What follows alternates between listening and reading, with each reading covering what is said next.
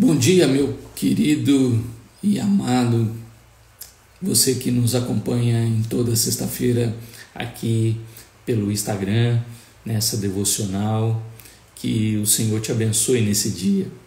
Vamos orar, agradecer a Deus por mais esse momento. Pai amado, obrigado. O Senhor é bom e a sua misericórdia dura para sempre.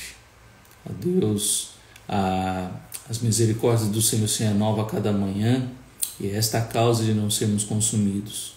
Se estamos aqui, ó Deus, é por misericórdia do Senhor e porque o Senhor ainda nos sustenta, nos abençoa, nos guarda, nos protege e nos dá a Tua palavra, ó Deus, para que cada dia possamos sempre depender de Ti. Abençoa-nos e ajuda-nos, ó Deus, em nossos desafios, em nossas lutas, ó Deus, em nossos medos, que o Senhor trabalhe em nosso coração para confiar, ó Deus, em Ti e continuar, ó Pai, vivendo na dependência do Senhor. Abençoa-nos, ó Deus, com a Tua palavra nessa hora, em nome de Cristo Jesus. Amém. O texto de hoje se encontra aqui em Sofonias, capítulo 3, versículo 16. Sofonias 3,16 é um livro que não é muito falado, um livro que não é muito estudado, é um dos profetas menores, o último profeta antes do cativeiro da Babilônia, falando ao povo de Judá ali naquele momento. Então, se você tiver dificuldade, ele é faltando 4 livros para terminar o Velho Testamento, né? Termina em Malaquias, então voltando Malaquias, Zacarias, Ageu, então Sofonias, né? Faltando aí 4 livros para terminar o Velho Testamento. Sofonias é este profeta entre os reis de Israel que estavam ali então presentes, né? Como a gente vê aí a genealogia dele no capítulo 1, verso 1. Então é alguém que estava no meio dos poderosos e foi usado por Deus como um profeta para falar tudo que Deus ia fazer. Sofonias, a palavra Sofonias ou o nome Sofonias significa Deus esconde.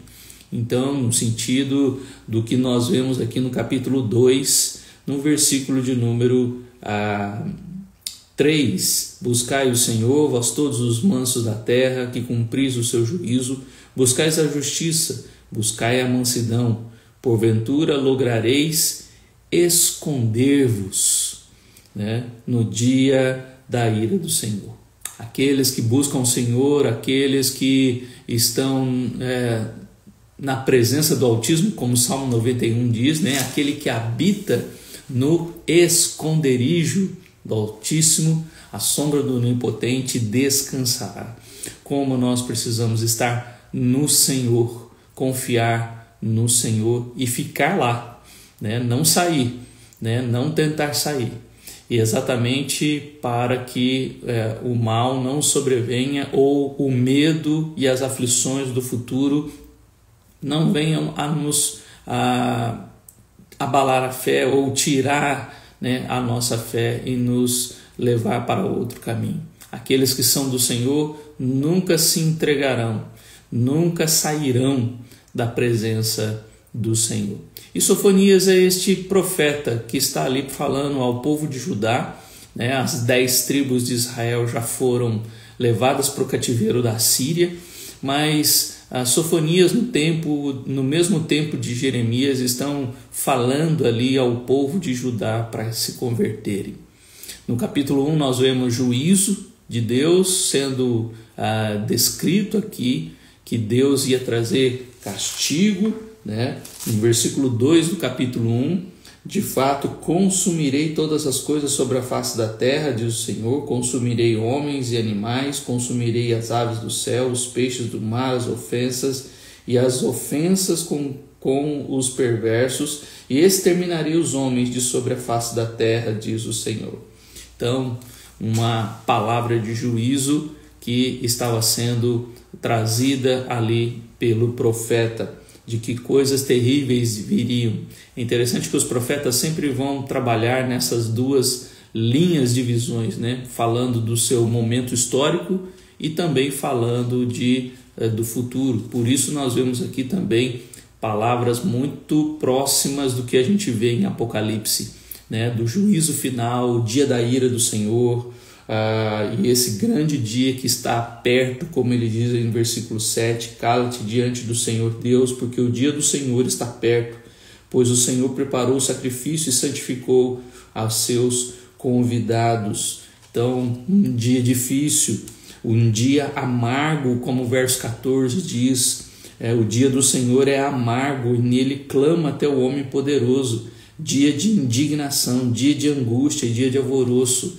Aqueles que não se escondem no Senhor terão desespero e angústia, mas aqueles que se escondem no Senhor, aqueles que descansam à sombra do Senhor, estes estarão protegidos e guardados por Deus. Nesse dia, Deus os protegerá naquele dia, assim como protegeu o povo ali na 10ª praga do Egito e guardou o povo naquele momento tão tenso, e Deus vai fazer o mesmo com o seu povo no dia do juízo. E aqui nós vemos essas palavras dizendo que o dia do Senhor vai ser um dia terrível. E o que o profeta então, na mesma visão de vários outros profetas menores, também coloca? Sempre essa ideia do juízo, uma palavra depois de arrependimento, ou seja, se convertam, buscam o Senhor, se arrependam, e depois uma palavra, sempre concluindo com uma palavra de esperança.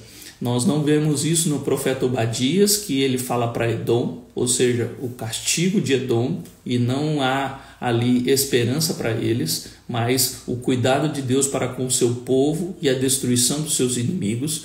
E também com o profeta Jonas, que não é diferente da estrutura dos outros profetas, também mostra ali a história e o que a conversão fez ao povo de Nínive ali com Jonas. Diferente de Naum, que vai mostrar também o juízo no povo de Nínive, né? Exatamente uma sentença contra o povo de Nínive, mas também a esperança para o povo de Deus, né? Diante das ameaças dos seus inimigos. Então, Naum e Obadias mostram juízo de Deus somente, porque eram outros povos. Jonas mostra um contexto histórico, e os outros demais profetas falam exatamente numa estrutura parecida de juízo, se arrependa, né? Uma palavra de exortação e de advertência de olha, diante do que Deus está revelando, então busca o Senhor, se arrependa, e no final de que Deus então traria redenção e salvação àqueles que se arrependeram. Aqueles que ouviram a mensagem, então poderiam ter esperança de salvação e de redenção no final do tempo.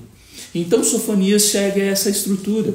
No capítulo 2, então, ele vai falar: buscai ao Senhor, no versículo 3, e diante do juízo que foi decretado no capítulo 1.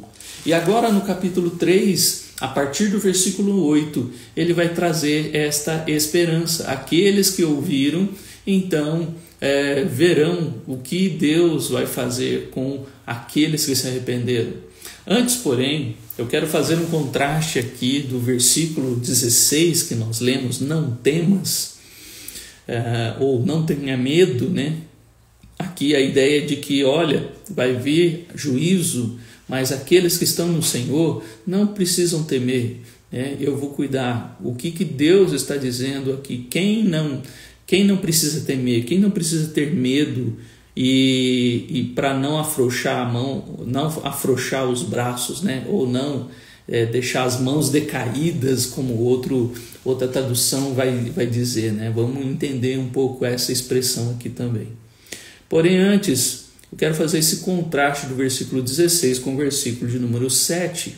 Dos versículos de 1 a 7 do capítulo 3, nós vemos aqui por que veio então a destruição, o pecado do povo e a falta de temor.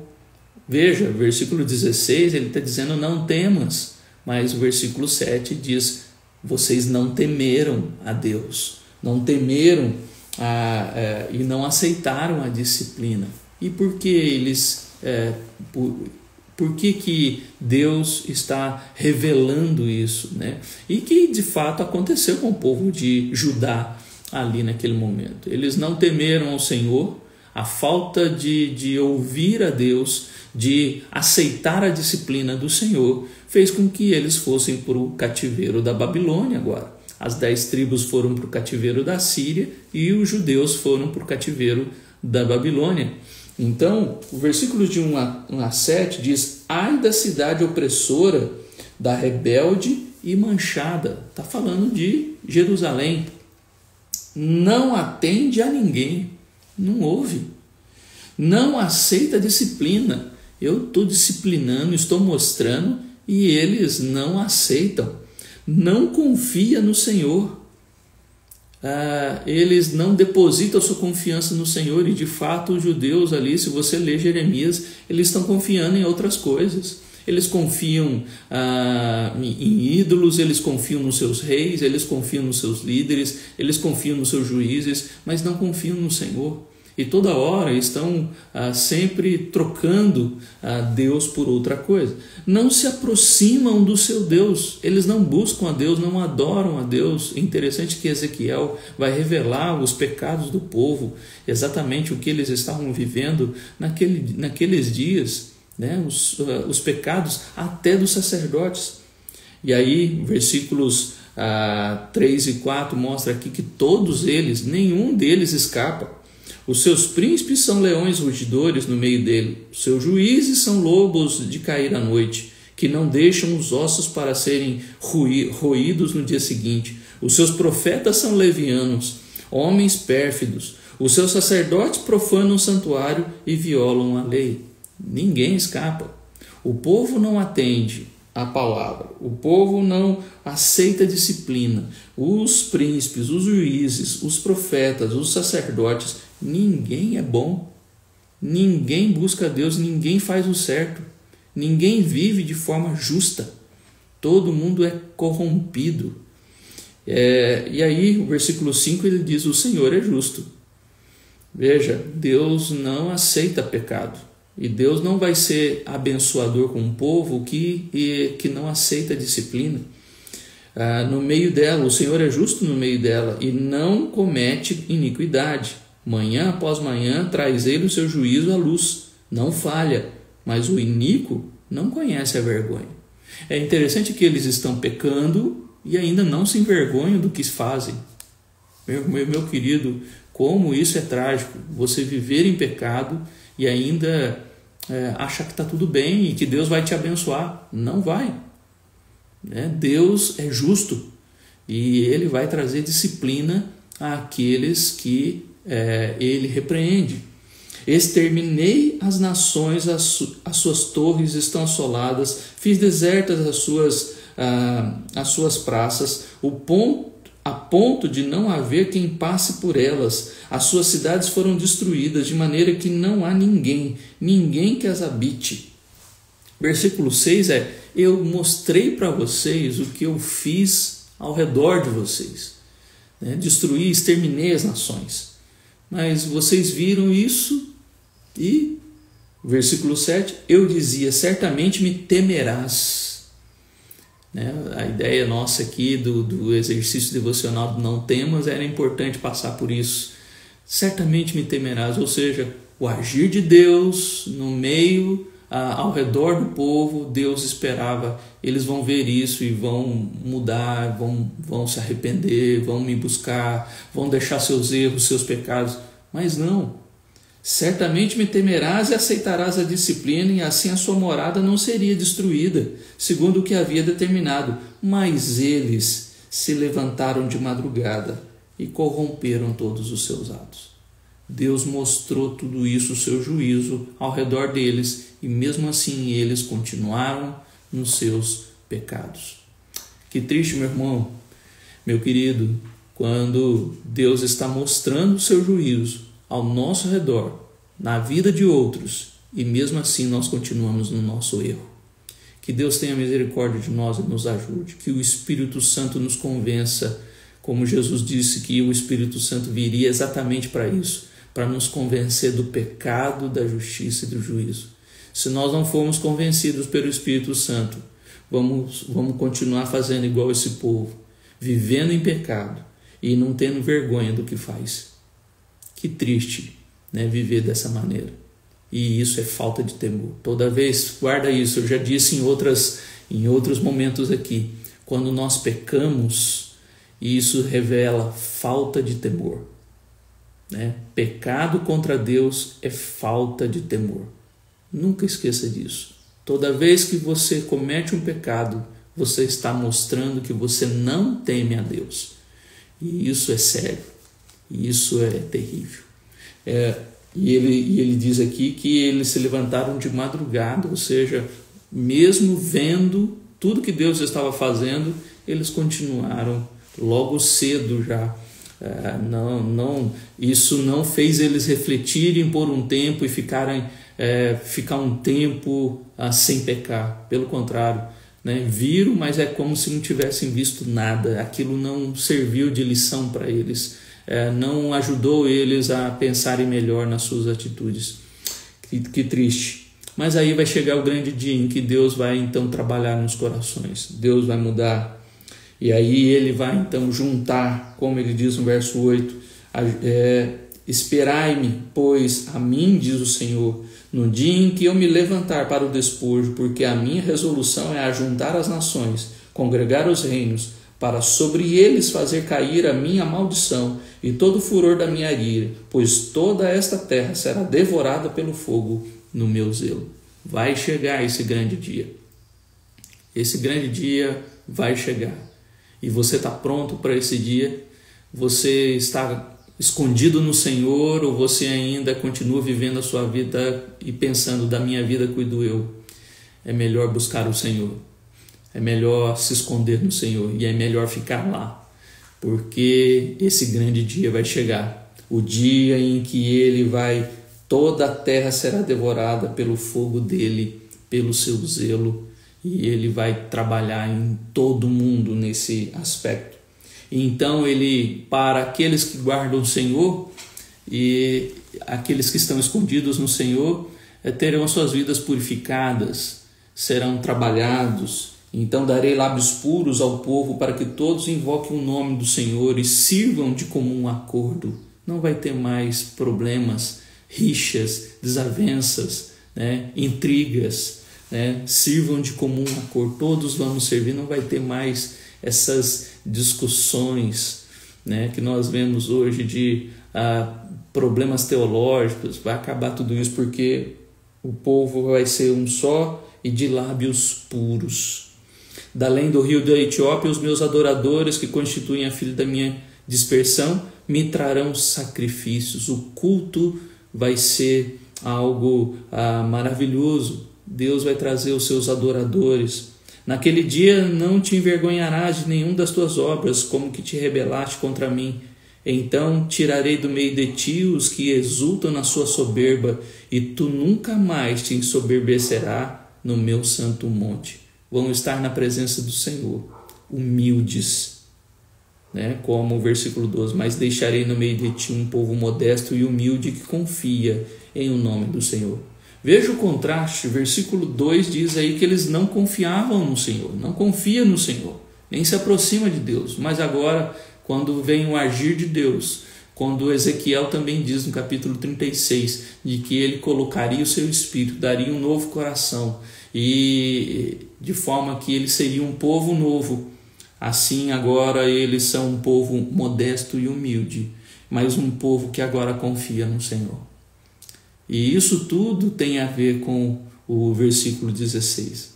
O restante de Israel não cometerão iniquidade, nem proferirão mentira, e nem a sua boca se achará língua enganosa, porque serão apacentados, deitar-se-ão, e não haverá quem os espante. Deus vai mudar o caráter desse povo. um povo de caráter renovado, mudado. Não vai ter mais mentira, língua enganosa, ou seja, gente falsa. Eles serão cuidados, ou seja, eles não vão confiar na sua própria capacidade, habilidade, mas eles vão ser apacentados, ou seja, eles vão depender de Deus. É um povo que reconhece que precisa de Deus e que depende de Deus. E assim eles não haverá quem os espante, por isso eles não precisam temer. Aqueles que estão no Senhor, que são transformados pelo Senhor, que têm o Espírito do Senhor e que o Senhor deu a eles um novo coração e agora eles têm lábios puros para adorá-lo, para louvá-lo, para cultuá-lo. Eles não são mais soberbos, mas são humildes. Eles são simples, eles são um povo modesto, mas um povo também que confia no Senhor. E tudo isso faz com que o caráter deles seja renovado de maneira que não haja mais mentira, que não haja mais falsidade, mas um povo que depende de Deus, que vai ser apacentado por Deus. Então, nesse momento, não tem mais nada que os espante, que cause medo a eles. Na verdade, haverá júbilo. Canta, ó filha de Sião, rejubila, ó Israel, regozije de todo o coração, exulta, ó filha de Jerusalém. O Senhor afastou as sentenças que eram contra ti e lançou fora o teu inimigo. Por isso não precisa ter medo. Não temas, ó Sião. Não temas porque não tem mais inimigo. Não temas porque o Senhor afastou a sentença que era contra ti. Deus tinha uma sentença contra você. Você estava condenado ao inferno. Paulo fala miserável homem que sou no capítulo 7 de Romanos, mas no capítulo 8, versículo 1, ele diz: agora nenhuma condenação há para aqueles que estão em Cristo Jesus. Então aqueles que estão escondidos no Senhor, aqueles que estão em Cristo Jesus, não precisam temer o dia do juízo, não precisam temer o que vai acontecer no fim dos tempos, não precisa temer aquilo que Deus fará em toda a terra. O agir de Deus virá e já está, os sinais já estão aí desde a sua ascensão aos céus em Atos capítulo 1. Os sinais já estão sendo mostrados, mas aqueles que estão escondidos no Senhor não precisam temer os inimigos, porque Deus vai apacentar, Deus vai cuidar, Deus vai guardá-los, Deus vai transformar o seu caráter, Deus vai fazer com que os seus corações sejam mudados, vai colocar neles o seu espírito, de modo que eles agora confiam plenamente no Senhor. E eles então não terão essa sentença de morte, eles não terão a sentença da condenação eterna, porque eles confiam no Senhor. E também, versículo 15, o Senhor afastou a sentença que era contra ti, lançou fora o teu inimigo. O Rei de Israel, o Senhor, está no meio de ti, tu já não verás mal algum. Quando estamos com o Senhor está conosco, a presença do Senhor vai conosco.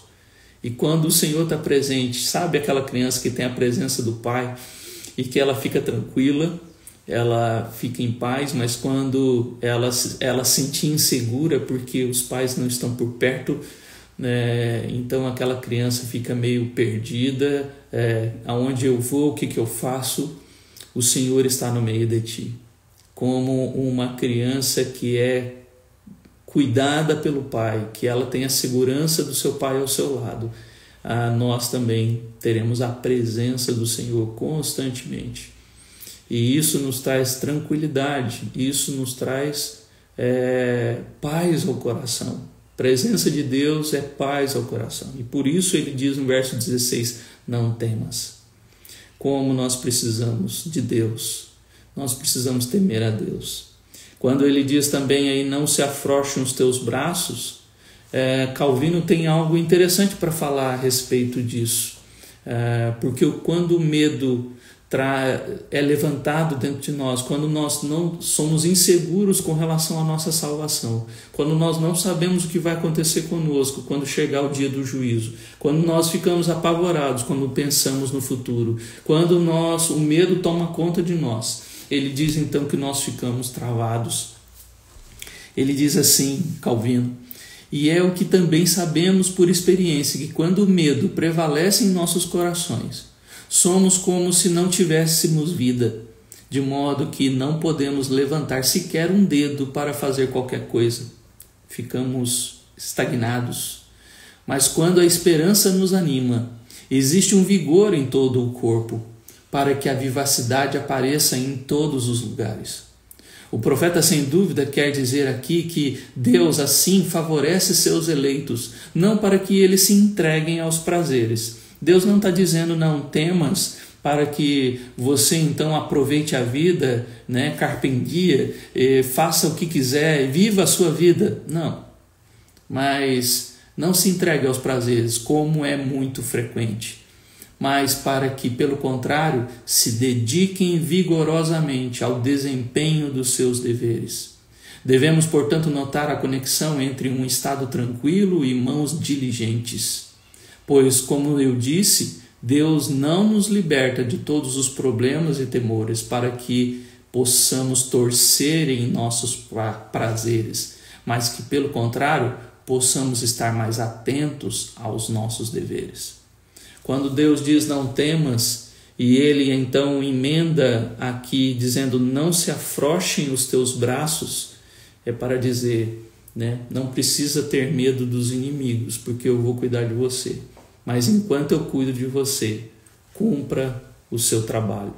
Não aproveite para ficar relaxado, e como se não precisasse fazer nada.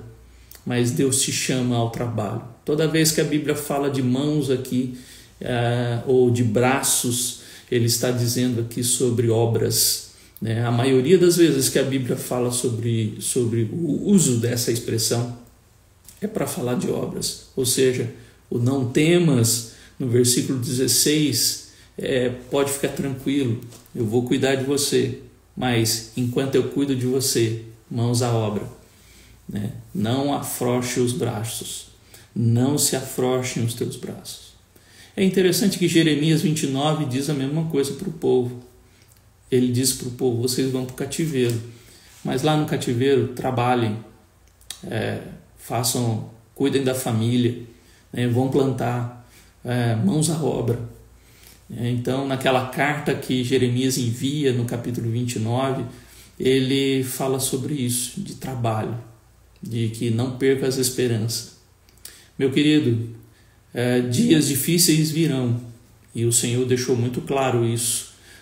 Paulo mesmo diz na segunda carta a Timóteo, no capítulo 3, nos últimos dias virão tempos difíceis, mas veja, continue escondido no Senhor, guarde-se no Senhor, não se desespere, não temas, porque Deus vai te apacentar, não temas, porque Deus vai cuidar de você, não temas, porque os inimigos não vão fazer-te mal se você estiver escondido no Senhor, se você continuar com o Senhor. E isso tem que ser feito agora.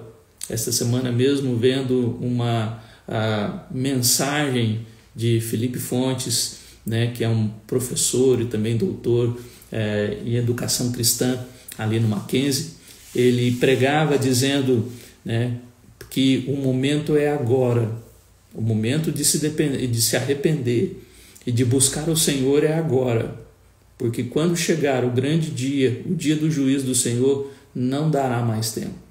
Ou seja, o que nós fazemos de domingo após domingo, e ele dizendo isso, o que nós fazemos no culto, nas programações, nos estudos bíblicos, de buscar a Deus domingo após domingo, é exatamente para nos prepararmos e para dependermos cada vez mais do Senhor. Aqueles que dizem, hoje eu não vou na igreja, hoje eu não semana que vem eu vou, e vai deixando, e vai se esfriando, pensando que quando chegar aquele grande dia vai dar tempo. Não vai.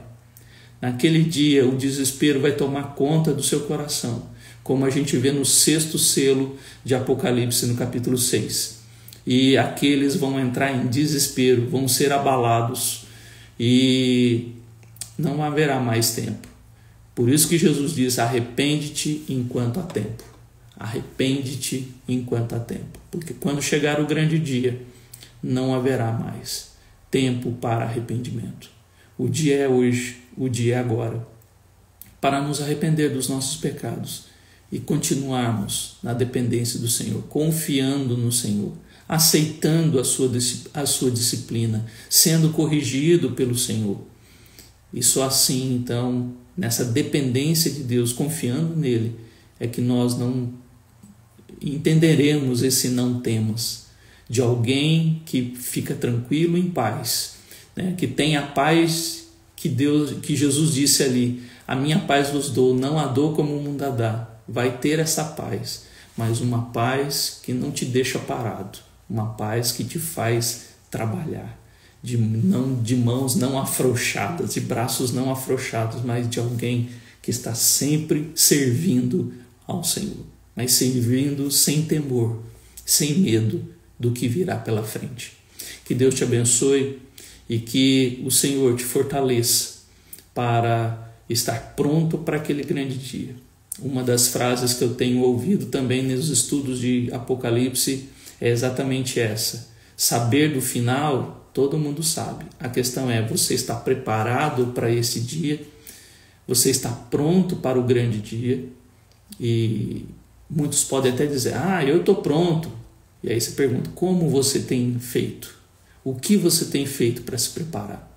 Faltando aos cultos? Não lendo a Bíblia? Não orando? Não é esse o caminho. Então é uma falsa ilusão, é uma falsa preparação, e que muitos, como o povo judeu, estava ali, né, pensando que nada daquilo ia acontecer que os profetas disseram. Nada ia acontecer. Veja lá Jeremias. Eles acreditavam que nada daquilo ia acontecer. E aconteceu. E eles foram levados para o cativeiro. Então, para que você não tenha medo naquele grande dia, confia no Senhor. Aceite a disciplina do Senhor. Se arrependa dos seus pecados e continue na presença do Senhor, porque Ele te susterá, Ele cuidará de você, ainda que todas essas coisas aconteçam e elas virão. Então, naquele grande dia, você estará preparado para isso. Amém? Que Deus te abençoe. Vamos orar. E que nesse dia você esteja escondido no Senhor. Pai, nós te pedimos a tua graça sobre nosso dia, as decisões, os trabalhos que nós temos que fazer. Ó Deus, a busca pelo Senhor, pensar no Senhor constantemente, depender do Senhor constantemente. Senhor, trabalha em nossas vidas. Ajuda-nos a confiar plenamente no Senhor. Pai, tira a nossa soberba. Ó Deus, trabalha em nossos lábios, purifica a nossa vida. E assim, ó Deus, possamos ser os adoradores do Senhor. E apacentados pelo Senhor, confiados no Senhor, de que o Senhor nos livrará dos inimigos. Então podemos, ó Deus, descansar tranquilos, não temer, não ter medo, ó Deus, do inimigo ou das situações, das circunstâncias que os nossos olhos veem. Não nos guiamos por vista, como Paulo diz em 2 Coríntios 5, mas andamos por fé. E a fé no Senhor, que cuida de nós em todo momento. Abençoe, ó Pai, os queridos que estarão meditando nessa palavra, e que assim eles confiem plenamente no Senhor. E esta confiança, ó Pai, para não temer, também os fazem servir ao Senhor, não afrouxando os braços, mas trabalhando e servindo o Senhor constantemente. Em nome de Cristo Jesus é o nosso desejo, nossa oração, nosso pedido por cada um de nós nesse dia. Amém. Que Deus te abençoe. Um bom dia, na graça e na paz do Senhor.